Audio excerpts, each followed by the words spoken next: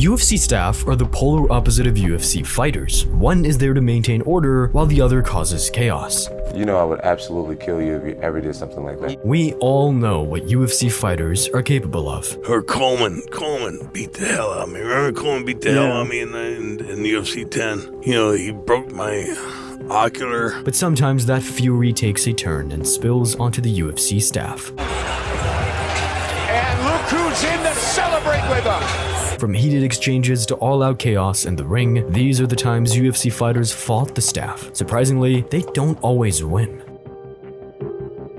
Before Joe Rogan was the world's biggest podcaster and the UFC's voice, he was a legit martial artist. A 4-time US Open Taekwondo champion with a strong background in kickboxing, Rogan wasn't just your average commentator on the sidelines. That's a serious goddamn kick. So you stand like this.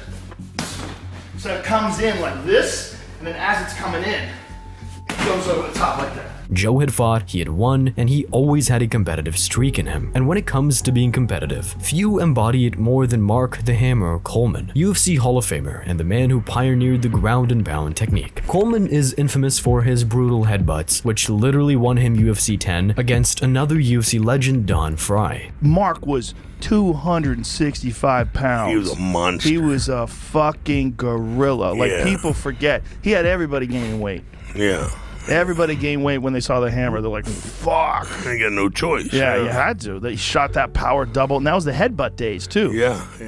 When Marc would get on top of you and get control of you and start smashing his head into your face, those are quick nights. Two men with very different legacies. Rogan, the talker and technician, Coleman, the brawler and legend. In 2016, backstage at a UFC event, these two old friends ran into each other. At first, it was nothing but respect. They hugged like brothers. However, both Joe and Marc are fighters by nature, so they quickly turned it into a wrestling match. Joe grabbed Coleman's arm, slipped around, and quickly took his back. For a second, Rogan thought he had just won up to UFC legend, and then reality hit.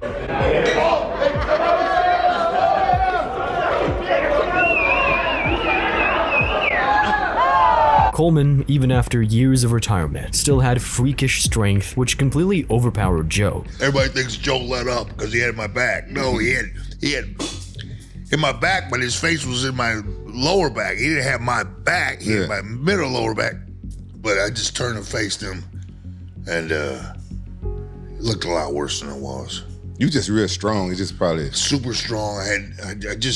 I was clearing some space.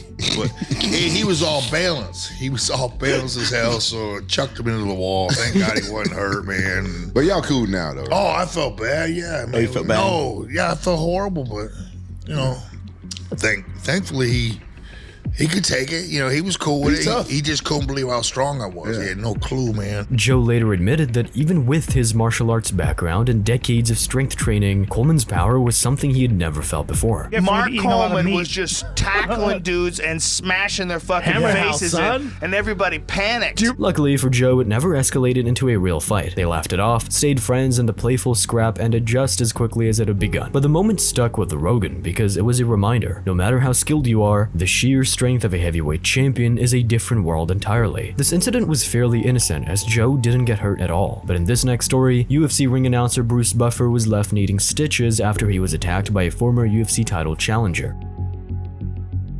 Bruce Buffer is the longtime UFC ring announcer, the voice that hypes the crowd, turning fights into spectacles. Despite stepping into the octagon before each fight, Bruce has nothing to do with the fighting itself. He is just a showman. As soon as the bell sounds, Bruce is off, enjoying the safety of the sidelines. Unlike the other guy in the story, a pro MMA competitor known for his aggressive style, which makes him a constant threat inside the octagon. At the time, Frank Trigg had a record of 12-4 and was a recent UFC title challenger. You fought in the UFC in Pride Strikeforce, you won a belt in Icon, you beat a legend like, Mayhem Miller, Vale Tudo Japan. You fought a coach of Rampages, Fabiano Iha, GSP, Matt Hughes, Koscheck, Sarah, Condit. These two men have a completely different set of skills. Yet, in 2007, during the filming of The Ultimate Fighter, a chance meeting backstage would turn into an unexpected confrontation. We had just done a show in Vegas, a fight night, and Mike Goldberg, the commentator at the time, and Frank Trigg, we all went to Mike's room and we had a drink, and we were gonna go out. And we're all friends, right? So we're on the 10th floor of the Hard Rock Hotel, and we go to the elevator, And we're laughing and joking, and the elevator opens up, and there's Dana and a security guy, Tom. At first, it was casual. Frank started a conversation with Dana. That's when Bruce, ever the performer, interrupted by asking about Dana's watch. So I just reacted. I just leaned over, Dana, that's such a cool watch. I really like that. And all of a sudden, I get a ridge hand. He's back here, and I get a ridge hand. I get a ridge hand to my throat, which is a cheap shot, as we call it. I can call it something else, but I want to be polite. And I turn around, and I look at Frank, and I'm like, Frank, you hit me. I go, why the F did you hit me? And he looked at me, and he said, what are you going to do about it? My streak kicked in, and I just went pop, pop. What followed was surreal. A professional fighter and an announcer brawling in a tight elevator in front of Dana White. Surprisingly, Dana didn't interrupt, and Bruce Buffer held his own against Trigg for the next 10 floors. When the elevator doors finally opened, the adrenaline had worn off, and realizing the absurdity of the situation, Bruce Buffer lifted his hands and stopped the fight. That's where it ended, but the announcer didn't leave unscathed. 2 days later, they met again. You ruined my $400 silk shirt. I was like, oh, what? What are you talking about? He goes, look, and he shows me his thumb, and my watch band had caught his cuticle of his thumb and peeled it back to the first knuckle. Oh, when he threw a punch. So he threw a right, and I caught it on the left side, and I pinched it off. He's going to hit me in the chest, and I peeled his thumb back. So he goes, hold on, champ that he is. He goes to the hospital, gets his stitches put in, goes back, takes a quick shower, puts a different shirt on, and goes out to the club. In the fight, Trigg had accidentally peeled part of Bruce's thumb off. Yet, despite the chaos, the incident left no permanent animosity between the two. Both men remained friends, which is not something we can say about the next incident, where the UFC's most disrespectful fighter physically assaulted a Cutman. It's 2010 during the filming of The Ultimate Fighter 12. The fighters of Josh Koscheck's and George St. Pierre's teams are making their way into the gym. Koscheck was already notorious in the UFC for his disrespectful attitude, trash talking, and faking injuries. Koscheck's a I don't get along with Koscheck at all. My opinion is if you'd like Josh Koscheck, then you've not met the guy. This time, standing in his path was an unlikely target, a Cutman called Tate. Tate was trained to ensure fighters' safety, not hurt them. Yet that day, circumstances would push him into a confrontation few could have anticipated. I go on the show and I'm looking, this is the first time I'd ever seen like reality TV, so I'm like, man, what's the drama? Like, I'm thinking they're gonna be popping out of the woods and shit. Like, yo, a prank you do this shit, and then, oh my God, we're here, right? Yeah. And so, oblivious, I'm sitting here like, well, what the fuck is the drama? Like, this shit's boring. Like, I'm just sitting here, and they were like, yeah, about 2 weeks it happens, and 2 fucking weeks, the drama happened, and boy, did I not know it was gonna be my black ass. When Tate entered the room, he immediately became a victim of Koscheck's taunts and mocking. The show was the show because it was just training, and this is what they fucking wanted. I'm telling you, this whole buildup was to this bullshit. George training and being so dedicated to the fighters went out the window. It was like, what is Koscheck Tate? And what is Koscheck and him getting into it? And he called me a male nurse. And these guys are fucking grabbing me like, what am I really gonna do? I'm about to get fucked up. And this dude was crying like, Judge, why you push me? And I'm sitting there like acting mad, but I'm thinking to myself, man, y'all better not let this dude beat my ass. That's where things got out of control. What's the last thing you accomplished in life? Yeah. How to fake a knee? No, I'm gonna you up in about 2 minutes. So I got 120 more seconds? Listen, bro.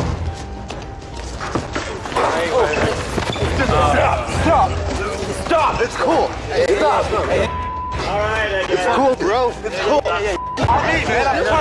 As the tension grew, Koscheck grabbed Tate's neck. For several moments, it seemed like the altercation could become a full-blown fight. Luckily, the room was full of fighters, who quickly intervened and separated the two. In the aftermath, Koscheck and Tate still had to continue the show, but it's safe to say they weren't friends. Right in your face, bitch. However, you could argue Tate was lucky that Josh wasn't as dangerous as John Jones, something ex-UFC's PR executive Dave Sholler would know about. It's no secret that Jones is one of the greatest fighters to ever grace the octagon. I embody the spirit of a martial artist, the heart of a martial artist, what it truly means to be a martial artist. I'll give up my arm, I'll give up an eye, I'll give up a toe, it doesn't matter. At this point, Jones was the reigning light heavyweight champion in the UFC. He was set to defend his title against rival Daniel Cormier, a future champion and UFC Hall of Famer in his own right. He's one of the great mixed martial artists of all times, a warrior in the octagon, a champion in every MMA organization he's competed in, a former UFC light heavyweight champion and heavyweight champion. He's the second fighter in UFC history to hold titles in 2 weight classes simultaneously. He's the first fighter in the UFC to win and defend both the light heavyweight and the heavyweight belts. The fight was greatly anticipated. Two legendary fighters are colliding after a heated public rivalry. I wish they would let me next door so I could spit in your face. You know I would absolutely kill you if you ever did something like that, You right? could never kill me. Oh, I bet you I could. Then you should try, John. You really should try, John. No, I would literally kill you if you spit in my face. Yeah, let's try that, John. Literally kill you. Let's try that, John. I'm not saying I would fight you. I said I would kill you. In Los Angeles, a promotional stare-down event was held where fans, media, and fighters crowded the arena. The fight hadn't yet begun, but there was real tension in the crowd. As Jones stepped forward, pressing his forehead against Cormier's, DC pushed back, and in seconds, chaos broke out. Unexpectedly, UFC staff member Dave Sholler got caught in the middle of the fight.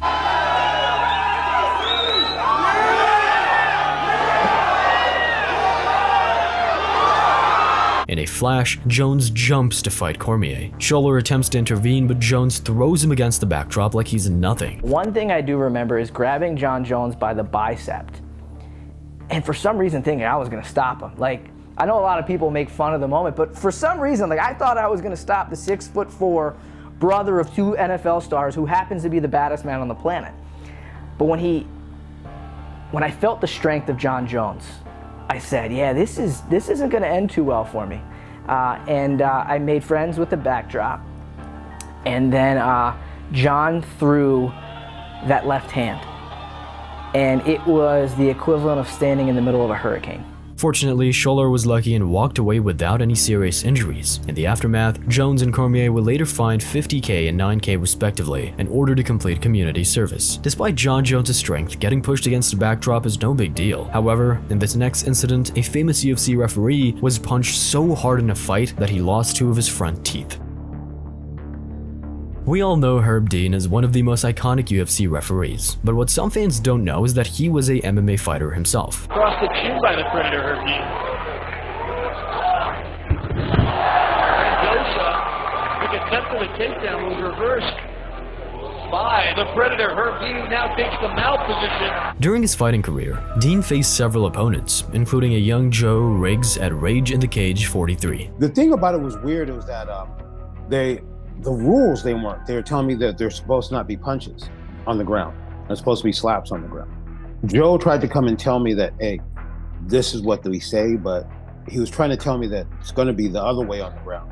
But I think somebody ran him off. I don't think he was like, we need to talk. There's no known footage of the bout, but accounts from Riggs suggest that fight didn't go well for Dean. I knocked two of his two front teeth out. And it was quite hilarious, actually. Yeah, it was, I hit him with the left hand. I think they were veneers. That might have been fake, but still, they went flying like fucking broken glass.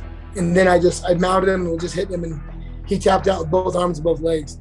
And it was, he had seen better days. After the Joe Riggs fight, Dean went on to fight 3 more times and lost twice. Recognizing that he wasn't the best fighter, Dean pivoted to refereeing. What happened is someone told me that it was a conflict of interest and that I needed to pick one or the other. And no one's gonna miss me as a fighter. With his unique experience and insight of MMA, Dean went on to become a trusted referee for the UFC, while Joe Riggs himself managed to become a formidable fighter and enter the UFC too. Herb and Riggs fought in an official bout. However, another referee didn't expect to be on the receiving end of a kick from one of the UFC's most dangerous heavyweights of all time.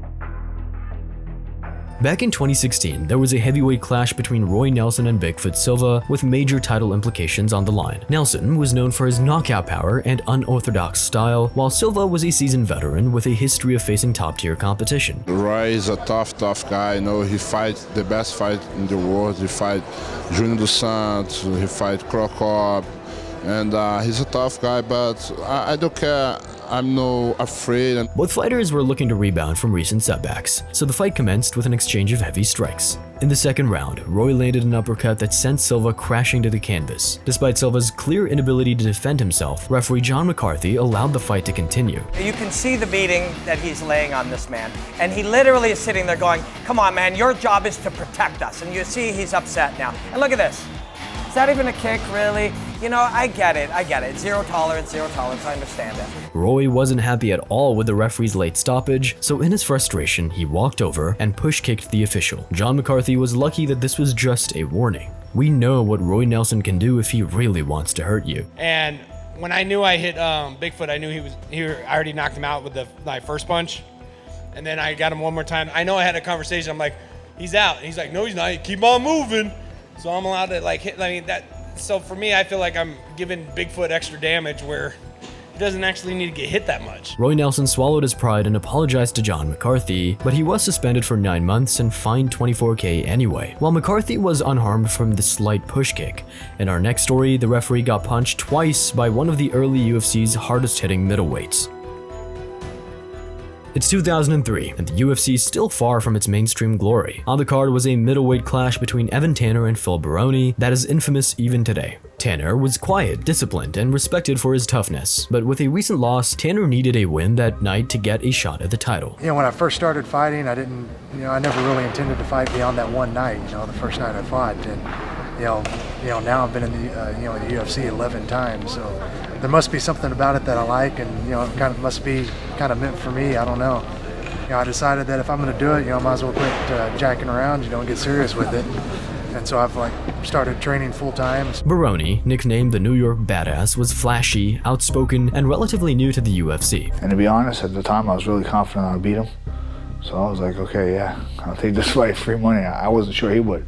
When I saw him at the hotel and stuff, I tried to mean mug him and intimidate him a little bit, but he's a tough guy and he's not going to be intimidated by anybody, so it didn't really work, but whatever.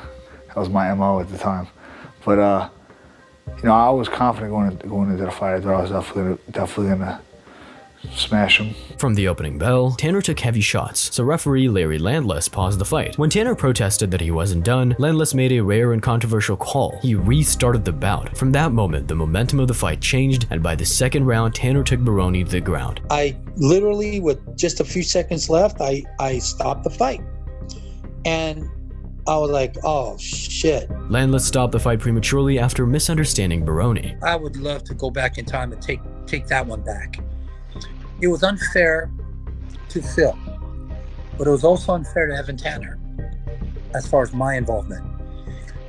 So to go back and to fix that situation, that would be like number one, because that was the highest profile F-up I've ever had. That's when Baroni, furious at the referee, punched him twice in the face. The official was horrible. He ended up getting fired, and that was the fight for the number one contender for the title, and the ref stopped the fight in a ridiculous manner, and I punched him in the face. Baroni would later argue that the fight should have never been stopped, but regardless of his protests, he had lost. For this, Baroni was handed a measly 4-month suspension. He was lucky it was the early days, because if this had happened today, he would have been cut from the UFC. Months later, Baroni was given his fair rematch against Tanner, which he lost, this time with a clear unanimous decision to Tanner. Despite Baroni's frustration, things ended amicably between him and the referee. This was not the case when MMA's biggest star of all time jumped over the cage to directly attack the referee.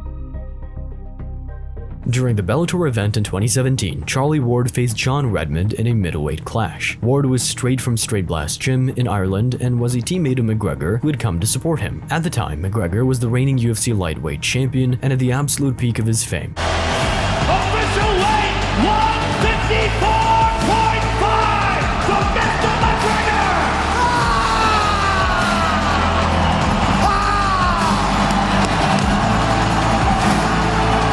Inside the cage, Ward landed a flurry of punches at the end of round 1. As the horn sounded, referee Marc Goddard stepped in to wave off the fight. But before the result was made official, McGregor was already jumping over the cage to celebrate his friend's win. Pressure on him late.